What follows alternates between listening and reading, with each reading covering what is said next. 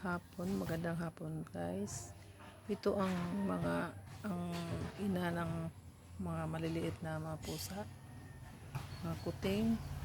Apat sila, ang isa patay na guys. Kasi hindi na sa pag painom ko ng gatas. Mahirap pag ipainom ng gatas ay silopin na yung ginamit ko. Tapos walang bibiron. Wala naman akong pera pambili. Ang hirap kaya talaga ng walang pera. Itong mama, pang 5 araw na ito. Natakot ako. Pinapainom ko ito ng gardan. Hindi lang marami. Kiskisin ko lang. Ginawa ko ng powder. Tapos painom ko, kutsara ko. Painom ko sa kanya.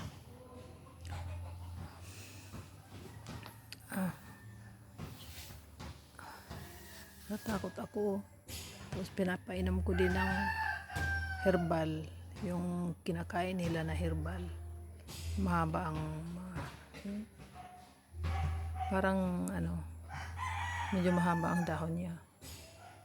Yung sa amin yung pangalan ay padpad. Ayun. Pinainom ko ito ng kanina. Gardan. Every 4 hours. Pinapainom ko ng gardan. Yung kahapon iba din yung pinapainom ko. Pero ngayon pinapainom ko ng gardan 2 beses na. Yung juice ng dahon na herbal, piniga ko, dikdikin muna, tapos bigayin. Ayun. Tapos ayun, parang siya, ayun na lang permanente ko ipainom sa kanya. Yung halaman na lagi nilang kinakain guys, yun ang inano ko. Tapos pinapakain ko siya ng konti. Dinurog ko yung mga kanin. Lagyan ko ng gatas. Pakunti-kunti lang. Maya-maya na naman. Pakainin ko na naman. Kahit konti lang. Basta lang siya makakain. Naawa na ako sa kanya guys. Itong pusa kung ito galing pa ito na Davao. Tapos umuwi ako dito sa probinsya namin. Mabait itong pusa ko, mabait. Ayan, mag 8 years na ito. Hindi pa man matanda mag 8 years na. Tapos umiyak na nga ako kanina. Parang natakot ako na siya.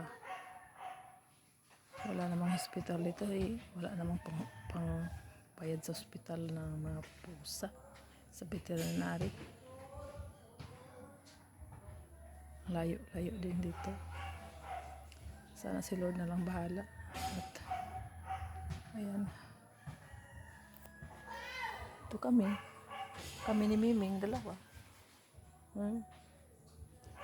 Mikey, ito ang pangalan ko, si Mikey ang pangalan nitong pusa ko. Mabait ito. Kawawa naman. At maraming salamat. Magpapagaling ka na. Kasi